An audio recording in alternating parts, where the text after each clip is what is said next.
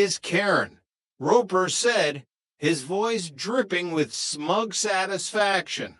"Hi," Karen said, her voice a sultry New York purr that made Jack's knees feel like jelly. Jack turned back toward the apartment. Jonna and Chrissy were standing in the kitchen doorway, watching the scene with narrowed eyes. Jonette's face was a mask of stoic disappointment, while Chrissy looked intrigued by the arrival of a New York socialite.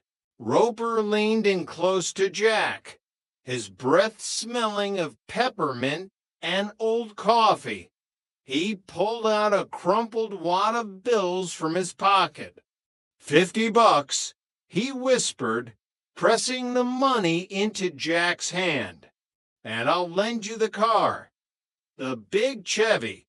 Just get her out of the house so Helen stops nagging me about her social life.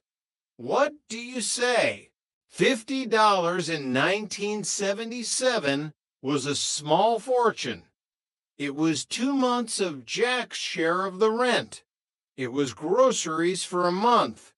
It was the difference between eating steak and eating mystery meat.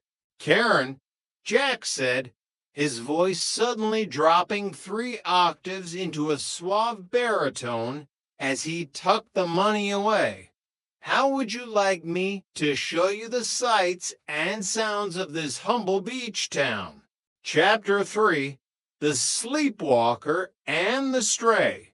The date with Karen had been a whirlwind of overheated radiators on the freeway and a very awkward misunderstanding on the Roper sofa that nearly got Jack evicted. But by the following week, life in apartment had settled back into its usual state of chaotic equilibrium. That was until the dog arrived. It started with a faint, pathetic whimpering sound near the front door. Jack, who possessed a heart that was far too large for his bank account, had been given a puppy by his friend Larry. Larry was the local used car salesman, a man whose leisure suits were as loud as his sales pitches and whose ethics were as flexible as a gymnast. "He's housebroken, Jonna, I swear. Look at those soulful eyes. He's a victim of circumstance," Jack pleaded, holding up the tiny, shivering ball of fur. The puppy licked Jack's nose, sealing the deal in Jack's mind. Jonna stood with her arms crossed, her face a picture of logic and reason.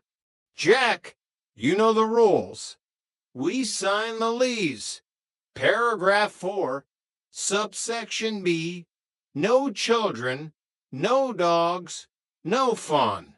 If Mr. Roper finds out we have a canine resident, we're all out on the street. We can't keep it. We're 1 bark away from homelessness." But Larry said he'd have it. Put to sleep, Chrissy whimpered, her lower lip trembling as she reached out to pet the puppy's velvet ears. "We can't let that happen. Jonna, it's un-American." The 3 of them stood in a circle, looking down at the puppy. The puppy looked back with an expression that could only be described as manipulative. 10 minutes later, a makeshift bed was being constructed out of an old moth-eaten sweater in the bathroom. However, the puppy wasn't the only thing keeping the household on edge. Chrissy had started sleepwalking again. It was a nervous habit that flared up whenever she was under pressure, usually from her boss, a man she described as Christopher Columbus because he spent most of the day exploring the office with his hands. That night, the apartment was shrouded in a heavy silence broken only by the hum of the refrigerator. Suddenly, a soft thump thump thump echoed through the hallway. Jack, sleeping fitfully on the sofa, a common occurrence when he was in the doghouse with the girls, sat up with a start. He saw a pale, ghostly figure drifting toward the front door. Chrissy? She didn't answer. She was wearing a flimsy, white nightgown that flowed around her like a shroud. Her eyes were open, staring into a middle distance that didn't exist in this reality. She reached for the doorknob with a mechanical precision. Oh, boy, Jack muttered, scrambling out of his blankets and nearly tripping over his own feet. He caught up to her just as her hand closed on the lock. Chrissy, honey, let's go back to the dream world. The kitchen is this way. The heavenly gates are that way. Let's not go wandering into the Roper's territory. He gently guided her back toward her bedroom, his heart racing. But the commotion had woken the puppy in the bathroom. The dog began to howl a high-pitched, mournful sound that surely vibrated through the floorboards and directly into Stanley Roper's inner ear. S-H-H-H.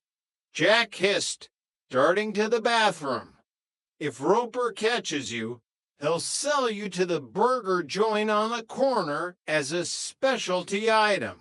In a moment of pure, unadulterated panic, Jack grabbed a bowl of leftover French food he'd prepared in his advanced cooking class and set it on the floor. It was a rich stew, filled with marrow and bone meal intended for human consumption, but perfect for a hungry hound. The puppy Dovin, its tail wagging so hard it sounded like a drum roll against the linoleum. The next morning, the consequences of the midnight feast came to light. Ellen Roper, ever the neighborly soul, and always looking for an excuse to see what the kids were up to, came up to borrow a cup of milk. In the process, her sharp eyes noticed the bowl Jack had discarded near the trash. Oh, Jack, is that the beef bourguignon you made in school? It smells heavenly, even cold. Jack froze, his hand halfway to the refrigerator. He couldn't exactly tell her it was now technically dog food. Yeah, but it's a bit past its prime. Leftovers of leftovers. Nonsense. A little heat fixes everything. I'll take it down for Stanley. He's been complaining he's so hungry he could eat a horse, and my cooking usually tastes like the saddle. A horse would probably be more nutritious, Jack whispered under his breath as she breezed out with the bowl. What followed was a frantic, slapstick race against time. Jack and the girls spent the entire evening trying to intercept Stanley's dinner before he could take a single, potentially fatal bite. It culminated in Jack bursting into the Ropers' apartment without knocking, physically snatching the steaming plate away just as Stanley's fork was descending toward a chunk of beef. I can't let you do this, Mr. Roper, Jack shouted, his face red with exertion. He turned and dumped the entire contents of the plate down the kitchen sink. What are you, a mental patient? Stanley yelled, staring at his now empty plate in shock. That was the first decent-looking meal I've had in a week. It was spoiled. I just realized. A massive recall. Salmonella. Botulism. Very, very dangerous for men of your distinguished age. Jack backed out of the room, wiping sweat from his forehead. Ultimately, the puppy found a secret home in the most unlikely of places. Chrissy, in another midnight sleepwalking episode, had carried the dog down and left it on the Ropers' front doorstep. When Helen found it the next morning, she assumed it was a romantic anniversary gift